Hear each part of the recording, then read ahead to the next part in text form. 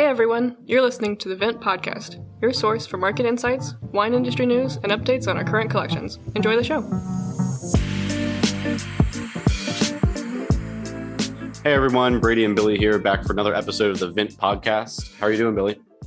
I'm doing very well today. Excited to continue this new format we have going here.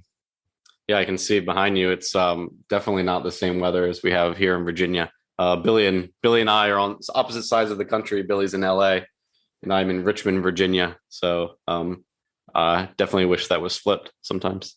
Yeah, that said though, I was just complaining about the temperature here. It actually is getting down to the 40s at nighttime. It feels almost like, I guess, the East Coast fall. But looping that back to wine, it's actually been interesting because we had like 80s, almost 90s a couple weeks back, and some wine regions further north actually were getting premature bud break. Like the vines were actually waking up. It was so warm. Yeah. And then now with this cold snap, everybody's worried that frost is those little buds that did come out might be killed, or everybody's kind of freaking out. So yeah, I think the everyman's evidence of that is especially here on the East Coast when the daffodils come up, because they always come up, it feels like super early. And then we always have, a lot of times it snows even after the daffodils have poked up, especially in my yard. It's like, wow, they're super resilient that they're able to still poke through when it's cloudy and 25 degrees in February. Yeah, I think that's a good analogy. Unfortunately for grapes, if those little buds are killed, then they don't really grow back until the next year. So it gets a little dicey. Our Piemonte and our Rhone Valley collections are still available, Billy. And I was running the numbers, and it looks like we have a mere 2% left of our Rhone Valley collection. So if you're looking to get shares of that awesome collection, wines from the Northern and Southern Rhone, we only have 84 shares remaining, about 2%. And then our Piemonte collection, which we launched most recently, we have about 27% remaining of that collection, just 853 shares. So less than 1,000 shares of both of these collections on the platform. A lot of upcoming opportunities to get into other offerings, but these are two really great collections that don't want folks to miss out on. Yeah, no, for sure. So I think the collections are a great place to start. I think moving forward for the rest of this episode, we'll give some updates on the NFT status, and then kind of move on to some other interesting facts or things that we've been reading or want to talk about. On that front there, so the NFT updates. So the collections are going fast. So are the NFTs. We had initially said that we were going to be opening them up for a week. We have extended the auctions to an extent. But that said, there are 2 of the 3 NFTs already accounted for at this point. We are working through the 3rd, but if you are interested, please reach out directly or purchase directly through the Rarible platform. I will make some qualifying there. The price is listed in USDC, which is a stable coin that's pegged to the US dollar. But you would have to pay on Rarible with wrapped Ethereum, which is a 1-to-1 equivalent of Ethereum, but it does require an extra conversion step. So if that is a little too complicated for you and you're interested in buying up this last NFT, just reach out directly and we can work a way to have payment sent directly to us. Yeah, that's. Would you be able to give folks a just brief overview again of the NFTs that are available and what they get, what they grant access to for the purchaser? Yeah, good point. So the NFTs all consist of 3 bottles of wine. So we have 3 bottles of signed wine by the winemakers, and they're all from 3 different vineyards. So one is from the famous Beckstoffer Tokelon vineyard. The next is from the famous Beckstoffer George's III vineyard. And when I say famous, it basically means that these were heritage vineyards, which were planted originally in the 1800s that the Beckstoffer family has meticulously farmed for now 20, 30 plus years, and are producing some of the best fruit in Napa Valley. And then the 3rd vineyard, as Palmer, the winemaker and owner, or co-winemaker and owner, mentioned on our webinar this week, is from the Ellis Alden vineyard, which is in Sonoma County, in Alexander Valley, I believe. And it is a really cool vineyard that's above the fog line. So for some people who don't know, every evening fog rolls into Sonoma and burns off in the mornings. And this vineyard is high enough on a mountain that's in perpetual sunshine. So those are the 3 wines. Each NFT comes with 3 bottles of wine signed by Palmer. The next set of items that come with it are experiences. So there's a virtual tasting, an in-person tasting at the winery, and a winemaker dinner, which basically means you'll just be sitting down with Palmer and Michael, his partner, and having a great meal with a local chef that they know, either at the winery or nearby. I mean, in that, that experience alone, a private dinner with the winemaker, whether it's at the vineyard or at the winemaker's house, whatever the setting, I mean, those are coveted experiences that, very few winery members ever get to take part in. So for me, at least, the wines are amazing, but the experience alone is kind of worth the price of admission for those NFTs right now. Yeah, no, if you look at it either way, like the wines, they're not available even to club members. And then second, so basically the NFTs cover essentially just the cost of the wines alone. There's not really much of a markup there. So all the other stuff is kind of just gravy on top. And to your point, really exclusive access. So it's a really unique opportunity. Yeah, those are awesome experiences, Billy. Really, I would purchase them all myself and go out there, but it's exciting to be able to offer these to our users. Really unique experiences that, like we were saying, you just really can't get anywhere else. So excited to offer those NFTs and looking forward to chatting with the folks that end up, getting those experiences. We do want to start a little kind of a new segment that we want to do every so often, and just kind of discussing what we're reading, what we're listening to, whether it's in the wine world or in the investing world. So wanting to kick it off with you, Billy, and just share listening, reading, anything kind of cool these days, whether they're books or podcasts. Yes, I'm happy you asked. My side will almost always be more on the wine reading and listening, but I'm, as you know, one of my passions is really just reading and learning as much as I can about every type of wine and regions throughout the world, to a point where my significant other has to limit the number of wine books we're allowed to have in the house. I basically am at the point where one in, one out, if I ever have to get any new books. But yeah, so I have a few really interesting things that I've been listening to as well as reading. The first I'm going to touch on is actually Berghound. I don't know if anybody has heard of Berghound, but he's basically one of the top critics for Burgundy in the world. He basically he has a website that it looks a little old school, but he gives really thorough reviews of as many of the wines of Burgundy as he can taste each year. And he's one of the most respected critics in the area. So as part of, utilizing their platform for Vint and helping us do research on upcoming collections, he also had an audio series available. Now, basically, he walks you through kind of the history of Burgundy, the varietals, and then each different AOC and commune. And it's really interesting. I'm almost done. We've gotten through the Côte de Nuit and the Côte de Beaune, and it's fascinating, all the little nuances that each little sub-region in Burgundy, it's so small, but at the same time, it's chopped up into so many different unique pieces of terroir and vineyards. So that's been really fascinating. I recommend it. It's a little pricey in terms of an audiobook. It's like an $80 book, but I highly recommend it for anybody who really wants to dive deep into Burgundy. It's been a fascinating listen. And I, just growing my wine knowledge over the last couple of years, you always realize once you think you know something about a region, then you can always go a level deeper. You can always go, down to producers, and then you can go to vineyards, and then you can go to blocks within the vineyards. You can zoom out and look at vintages overall in a region. There are just so many different levels that you can look at, especially in a region like Burgundy, where there's so much diversity and complexity and kind of little variances that make each of those producers different and the wines from them different. Those books can get dense quick. 100%. Yeah, I'd say there's nothing more humbling than reading about Burgundy. That's for sure. Yeah, in preparation for my trip next week to France, I've been reading Rajat Par's Sommelier's Atlas of Taste, and we'll be in Champagne, be in Alsace, and we'll be in Burgundy. And so that's kind of been, I've been spending a lot of time looking at the Burgundy section as well there. And, we were talking the other day about how, Raj is able to distill so much content and recommendations down into these kind of little blurbs throughout his book. But he does maybe one of the best jobs of anyone out there at giving really broad overviews of the world of wine, especially France. not just producers to have your eye on, but also restaurants and other activities to do. So that's what I've been pouring over since I was gifted it recently.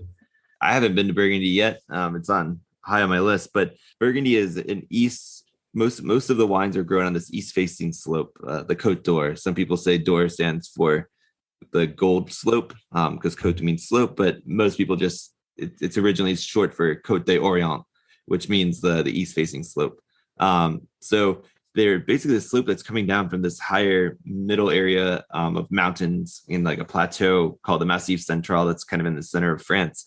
And what I didn't really know as much about until I read Rajat Parr's book, and then now they bring it up again in this Berghound audio series, is these combs are basically like picture little inserts or cuts in this larger mountain or plateau that kind of flow down, and they allow rain and water as well as wind to kind of be funneled down into these little like valleys or vales, if you will, in the slopes. And that's apparently where a bunch of the best vineyards or certain communes are around these areas, because like nutrients and different minerals would have flown down over the years. So I'm really interested for you to go kind of look at those and see if you can actually see them. I know some are really broad, some are narrow, but I didn't know those impacted the terroir and the development of wines in Burgundy so much. Yeah, I think in terms of thinking about differences in like vineyard sites and regions, one of the things that has just always continually blown my mind is just the vast difference that something like, lower hanging fog in a valley, or changes in temperatures in elevation, or just changes in like moisture levels. I grew up in a part of Maryland that is incredibly hilly, and I grew up on a farm there, and the temperature change from the top of the hill to the like bottom of a hill on our farm could be 5 to 10 to 12 degrees. Depending, there would be frost at the bottom, and it would be sunny and warm up top, only 200 meters away. So that's something, what you're talking about is something that's always interested me about a 5-acre vineyard.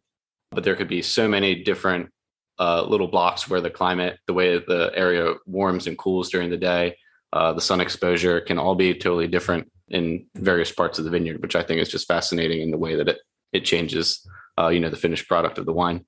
Yeah, for sure. And that's why you'll see if you ever go to certain parts of wine country, regardless of the region, those fans at the bottom of hills to help mix the air so that the cold air doesn't settle down there. And is that more because, we saw them recently here in Virginia at Barbersville Vineyard. Is it more common in regions where, you get more vast fluctuations in temperature? So like Virginia, where we have all 4 seasons, and especially during summer and spring, the temperature can change fairly rapidly. Is that something that you see more in regions like that, or do you see them just as much in California, maybe where it's more consistent? Yeah, you see them in both. You see them in regions with solid or high diurnal shifts, so difference in daytime, nighttime temperatures. That's why you'll see it more in California. Because between the beginning and the end of growing season, it does get pretty cold. But you'll see them throughout the world, but especially in areas that are prone to early season frost, as well as potentially late season. But so somewhere like Burgundy, for example, where you may get a cold snap in May or April, right as the buds have kind of come out, and that's kind of what we were talking about in Northern California recently. Is like right now, like since these buds came out so early, they're in this potential frost risk. I bet some people are rolling out the fans if they don't have permanent ones already. So it really has to do more with where it can be cooler in the beginning and end of the growing seasons. Okay. So not as much necessarily what the temperature is like year round. Oh, interesting. Okay. Yeah. I mean, I've even seen, I'm not sure how many of our listeners have seen this, but the fires that they light in the vineyards, in Burgundy, I've seen it. I'm not sure the technical name for the little fires that they light between the rows. I've heard the term smudge pot. Okay. I know there's a French term as well, but I think that's the British term, smudge pot. But are they like little torches or lanterns, or are they kind of mini campfires? Do you know? They're more. I think they're burning like oil. Okay, that makes sense. So they can keep going longer. And that's part of why people are trying to look at fans or some other things, because it's not necessarily environmentally friendly to have these like little torches just going on. So yeah, I think a lot of them are oil powered. Yeah, I mean, not to belabor the frost point, but there's so many options these days. Like in some of the most expensive vineyards where frost isn't always that common and they don't have permanent fans already built in, I've heard of, especially if the vineyard's small, like something like a Petrus size, they'll get like helicopters and just fly them low over. And obviously that's very expensive, but just to mix the air. Yeah, just to mix the air, to put some of the hot air down from above, because sometimes the cold air just settles and there's a layer of warmer air just above where the vines are. So they literally just kind of do it to push it down, move out the cold air, and keep everything rolling. That's really interesting. Yeah, frost is a dangerous thing. People will do crazy things to avoid it. So now, how does, when we think about, again, not to belabor frost, but this is, I think really crucial for our investors in thinking about vintage to vintage and harvest to harvest, potentially, like how do these changes, like especially drastic changes in temperature or late frost in the spring, how can that affect a vintage? And have we seen a late frost affect vintages recently? So when a vine is stressed from frost, a few things can develop. One thing is called calor, which in the US is also known as shatter. This basically means that when the bunches form, you have some that look healthy, they're regular size, but then it'll be mixed in with a bunch of green little berries that don't quite form well. So basically this ends up with less usable fruit, and just makes kind of the bunches, if you do press those green grapes, actually come off kind of astringent and not as high quality. So it takes a lot more picking and sorting when you get to the winery on those years at harvest. And then melanderage is basically this condition where basically there's a lot of seedless grapes. So the grapes that do form from the stressed vine are not necessarily as healthy as they would be otherwise. They'll still ripen normally, but they're a little smaller overall, and it produces less quality, less fruit or less wine in general, and less quality overall.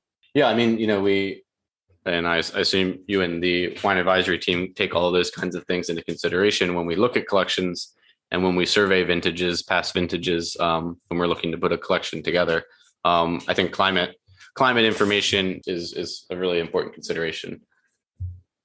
Yeah, for sure. And then that's something we're going to look to kind of try to give more insight to into our theses as well, to give our investors a little bit more insight on what went on in the vintage, and how weather impacted why it's well rated or why the wines are great from that year or not. Yeah, and we touched a little bit on my travels next week to France, but you just went somewhere and wanted to hear about your tasting in Mexico. Yeah. So we went down to one of my favorite wine little getaways here from Los Angeles, down to the Valle de Guadalupe in northern Mexico. It's in Baja California, kind of just like an hour and a half southeast of San Diego. It's a really cool valley. It kind of reminds me of pictures I've seen of what Los Angeles used to look like 120 years ago. Just kind of dirt roads for the most part, and really cool, just vines everywhere. That's awesome. Yeah, I don't think a lot of people associate Mexico with wine, but it's kind of an emerging, I think, coming on a lot of people's radars now. Yeah, and then what I find and I really like about it is that like wine on the North American continent really started in Mexico when the Spanish brought over vines and they started making it for religious purposes. And it really caught on. It actually got so popular to the point where the King of Spain had to forbid new grape growing in Mexico because they were actually exporting wine from Mexico back to Spain, and it was actually hurting the Spanish wine market.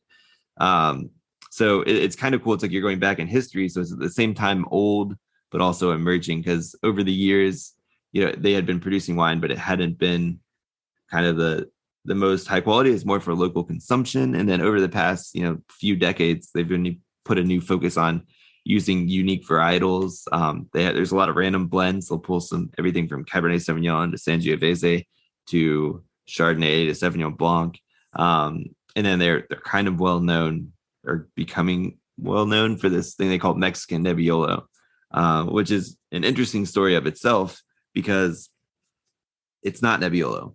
There is some actual Nebbiolo grown there, It's actually a grape called Alexandra Labrusca, Lambrusca Alexandra. I always get them mixed up back and forth, but it's kind of this higher producing, deep, dark wine that produces really a fruit forward wine that's, maybe medium acid, as opposed to Nebbiolo, which we've talked about previously. And it's, the primary grape in our Piemonte wines is lighter in color, highly tannic, high acid, and is a really dynamic wine. So it's kind of funny that, they're calling it Nebbiolo when it's really not, but this all stemmed back from when they originally brought the grapes to Mexico. Everything was kind of in these boxes. The old lore has it that they were cardboard boxes that fell apart. Whatever happened is all the grape varietals kind of got mixed up, and they were all planted and called one thing. And then after genetic studies kind of went through, they found that they weren't what they claimed to be. But the farmers there are really, really into the varietal, and they're happy to kind of have a variety that's kind of their own, kind of like Chile kind of owns Carmenere. Mexico is trying to own this Mexican Nebbiolo in the Valle de Guadalupe. So something interesting to look out for if you ever go or come across one, and try to see if you can identify, is it genetically true Nebbiolo, or is it what they're just calling Nebbiolo? Are there any cult producers? They're still in the younger stage. In terms of making them more, like, as the French would call it, vin de garde, or wines that are meant to age, it's only been 25 years of really doing that and bringing in some winemaking experience from the United States and Europe. So the wines, there are some wines that have been aged, but they're just kind of coming around now. So there's a lot of longstanding producers, but nobody who would necessarily kind of fit that cult mantra, or who's demanding that much money for bottles. So two things that I did find interesting down there. One is, speaking of more money for things, is natural wine is becoming very popular in terms of a drinkable style down here in the south of California. And I was at multiple places where they had their quote unquote high end reds, red wines spent multiple years in oak, maybe 5 years old, that were less than they were charging for these natural wines that they had just made. This year. So I mean, there was like $70 pet nats on menus next to red wines that were less than that. And it had spent much more time being, made. Is that mainly just a function of demand in that area, or? It really speaks a lot to, know your market. So a lot of people coming down to the Valle right now are just from San Diego, LA. They're kind of going for more of this like wine adventure, trying to do something interesting. So they're not necessarily people who want a bit on a big red wine. You might have, a bachelorette party, and they're just kind of going for want something light and kind of bubbly, or something that, is hip in the area. So it is interesting. They're definitely tailoring to a lot of the people who come down there, and knowing that their audience likes natural wines. So they're able to charge this much for them, because there's so few of them actually made down there right now. And I talked with someone recently who is a collector, and he's not interested at all in kind of, what we think of when we think about like collectible. There's big California reds. His cellar is basically all natural wines. And yeah, I think that it's really interesting to think about how does the collector landscape change over the next 10, 15, 20 years. I'm not sure if, how many opportunities there are for natural wines to break into the collector market in a substantial way. But, you have to imagine that if they're commanding prices for consumers, that there might become some, even value collectors might be thinking about some of these producers, and, how they might be able to extract some monetary value. Yeah. I mean, I think we're going to have a whole podcast where we just kind of dive into this a little more, because it depends how you define natural, Mm-hmm. What I'm kind of thinking of as natural are these low alcohol, funky. Yeah, kind of low intervention, low alcohol. Exactly. Yeah. Whereas like, if you think about a wine if you define natural as biodynamically farmed, right, unfined, and unfiltered, I mean, you're basically talking about DRC at that point. Yeah. So and I think a lot of people don't realize that this isn't a new thing. There are farmers, producers who have been paying attention to the use of, chemicals and other additives, and that, they've been paying attention to this for a long time, and people have been farming biodynamically for decades, sometimes out of just necessity that they have to, to preserve XYZ resources. So we've kind of stuck a label on it there recently, haven't we? Yeah. And I think when I'm talking about kind of the low intervention, these natty wines, a lot of them are bottled young. Some of them are in clear bottles, for example, too, which, doesn't keep the light out. So they're really not meant to age. So there's definitely going to be there's a fine line to stand between wines that are low intervention and meant to age and ones that aren't. I personally drink the natural wines more often than I drink, high-end ageable wines, just because I like, how easy they are to drink. They're low alcohol. You can, have one easily on a weekend afternoon. So it's interesting. I think to your point earlier, I think you're going to find a lot of collectors, maybe people drinking more of one thing, but collecting and really kind of showing off or, sharing other bottles in certain other occasions. Maybe one's more of like a dinner, friends over wine, whereas one is just like a Friday after work, let's pop something. Right. Yeah. Because, how well are those natural wines doing with your like T-bone steak? Yeah, like they're probably not. Heavy meal. Yeah. I mean, if they're light and, they haven't spent much time vinifying, they're not going to spend a lot of, they're typically low in tannin. Sure. So it's like a lot of that complexity is not there, but that's why you drink it. It's not supposed to be complex.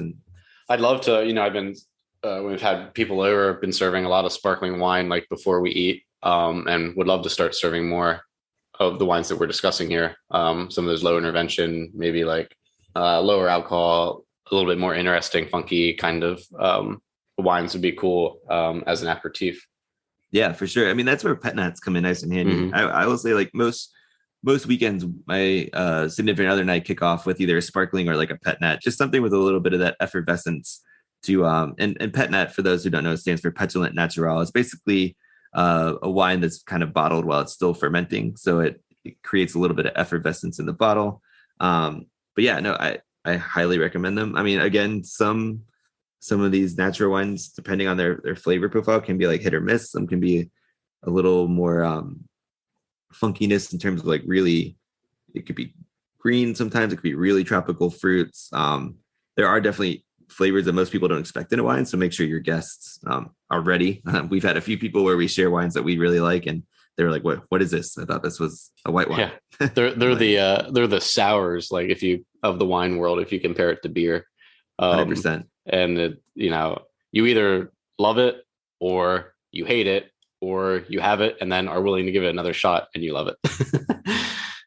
Yeah, I would say that's a great parallel. I mean, there's some that are a little lighter than normal, or others, like there's some like gateway, I guess you would say, some of these heavily skin contact or funky whites that we've learned to share with others. But yeah, you don't ever just drop somebody right in like I'd say like a Georgian amber wine. You wouldn't just drop someone off the boat into that. That would be a little. Well, now I've heard criticism of this movement recently, where producers in regions of the country where maybe it's just like pretty hard to grow consistently good grapes have been kind of taking part in this quote unquote natural wine movement. But really, and the critics have said, well, it's not natural wine per se, the way that you're talking about the kinds of wines you like. It's really just winemaking that didn't work out.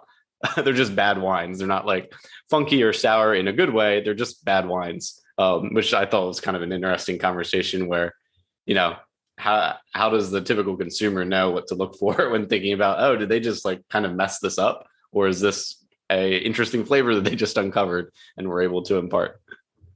Well, that's where I worked at multiple producers. And that's where I would always get in discussions with winemakers, because they'd be like, no, this is just like bad wine. It's like, but it's all about your end goal. So sure, maybe that one could have been the result of something that was an accident, but so was like White Zinfandel. Like White Zinfandel was basically a stuck fermentation of Zinfandel. And what stuck fermentation means is like a wine's fermenting, and then all the yeast basically stopped working before all the sugars fermented out. So they ended up with this like pink sweet juice. Didn't know what to do with it. They bottled it and people loved it. So it all really depends on what you're looking for. Maybe somebody did pick, their grapes didn't ripen at all, and they had this like 9% alcohol that's like, almost seems thin and acidic. But if you're looking for that, you add a little bit of, bottle it a little early, have some bubbles, and that sounds, kind of like an interesting beer almost. So you just got to change your frame of reference into what you're expecting, and then it can work. That's kind of how I perceive it. Yeah, that's really interesting because, where I'm from in north central Maryland, there's one kind of more notable producer that makes the style of wine that we're talking about. And really the rest of the wineries in the region, they're either making like fruit wines and sweeter wines with a lot of residual sugar, because they're not able to plop down several acres of Cabernet Sauvignon and and compete with really any wines west of the Mississippi, right? It's just like not the climate for it. And so these producers have been kind of popping up, and it's interesting the experience that you have at these wineries versus, maybe places making higher end ageable reds. Whereas like the experience is focused totally around the wines and the complexity of the wines and like the experience of the wines themselves. If you think about California, but then in some of these regions where maybe they're doing something a little bit off the beaten path, they're experimenting a lot. They kind of fit into that sour or IPA category for wine. The experience of the wineries can sometimes be like totally different because, it's less about, the finesse of the wines, and it's more about like, can we create a unique experience? Can we give you something that you never had before? Like, can we make a day of it? It's hard to put words. Are you talking about Old Westminster by chance? Yeah, Old Westminster. That's where I grew up. That's right. Really? Yeah, I grew up in Westminster, Maryland, actually Union Bridge, Maryland. And Old Westminster is, I've seen it in Whole Foods before.